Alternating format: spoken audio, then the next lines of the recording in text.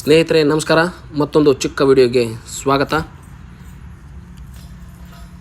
ದಕ್ಷಿಣ ಭಾರತದ ಕುಂಭಮೇಳ ಅಂತಲೇ ಪ್ರಸಿದ್ಧಿಯಾಗಿರುವಂತಹ ಕೊಪ್ಪಳದ ಶ್ರೀ ಗವಿಸಿದ್ದೇಶ್ವರ ಮಹಾರಥೋತ್ಸವಕ್ಕೆ ತಮಗೆಲ್ಲರಿಗೂ ಆದರದ ಸ್ವಾಗತ.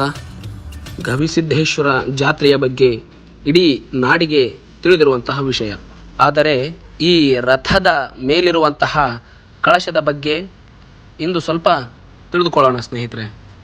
ಈ ರಥದ ಕಳಶವು ಕೊಪ್ಪಳ ತಾಲೂಕಿನ ಹಲಗೇರಿ ಗ್ರಾಮದಿಂದ ಪ್ರತಿ ವರ್ಷ ಬನದ ಹುಣ್ಣಿಮೆಯಂದು ಗವಿಮಠಕ್ಕೆ ಆಗಮಿಸುತ್ತದೆ. ಈ ಗ್ರಾಮದವರಾದಂತಹ ಶ್ರೀಮತಿ ಗಿರಿಜಮ್ಮ ವೀರನಗೌಡ ಮಾಲಿಪಾಟಿ ಇವರ ಆಸೆಯಂತೆ ಶ್ರೀಮಠಕ್ಕೆ ರಥದ ಕಳಶವನ್ನು ಕಾಣಿಕೆಯಾಗಿ ನೀಡಿರುತ್ತಾರೆ. ಅಲ್ಲಿಂದ ಇಲ್ಲಿಯವರೆಗೆ ಅಂದರೆ ಸರಿಸುಮಾರು 45ರಿಂದ 50 ವರ್ಷಗಳಾದರೂ ಕೂಡ ಅದೇ ಸಂಪ್ರದಾಯದ ಪ್ರಕಾರ ಪ್ರತಿ ವರ್ಷದ ಬನದ ಹುಣ್ಣಿಮೆಯೆಂದು ಶ್ರೀಮಠಕ್ಕೆ ಮೆರವಣಿಗೆಯ ಮೂಲಕ ಈ ಕಳಶವನ್ನು ಒಪ್ಪಿಸಲಾಗುತ್ತದೆ. ತದನಂತರದಲ್ಲಿ ರಥೋತ್ಸವ ಮತ್ತು ಎಲ್ಲ ಕಾರ್ಯಕ್ರಮಗಳು ಮುಗಿದ ನಂತರ 6 ತಿಂಗಳವರೆಗೆ ಅಂದರೆ ಶ್ರಾವಣ ಮಾಸದ ಮೊದಲನೆಯ ದಿನದವರೆಗೆ ಕಳಶವು ಮಠದಲ್ಲೇ ಇರುತ್ತದೆ. ಶ್ರಾವಣ ಮಾಸದ ಮೊದಲನೆಯ ದಿನದಂದು ಮಠದಿಂದ ಕಳಶವನ್ನು ಶ್ರೀಮತಿ ಗಿರಿಜಮ್ಮ ವೀರನಗೌಡ ಮಾಲಿಪಾಟಿ ಇವರ ನಿವಾಸಕ್ಕೆ ಮರಳಿ ತರಲಾಗುತ್ತದೆ.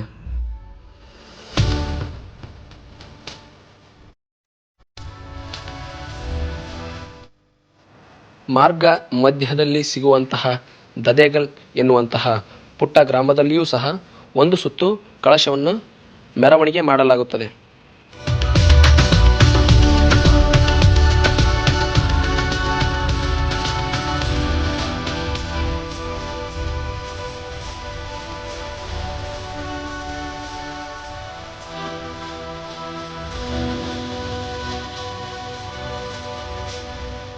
ದದೇಗಲ್ ಗ್ರಾಮಸ್ಥರಿಂದ ಬೀಳ್ಕೊಡುಗೆಯನ್ನು ಪಡೆದುಕೊಂಡು ಕಳಶವು ಮೆರವಣಿಗೆಯ ಮುಖಾಂತರ ನೇರವಾಗಿ ಗವಿಮಠವನ್ನು ತಲುಪುತ್ತದೆ.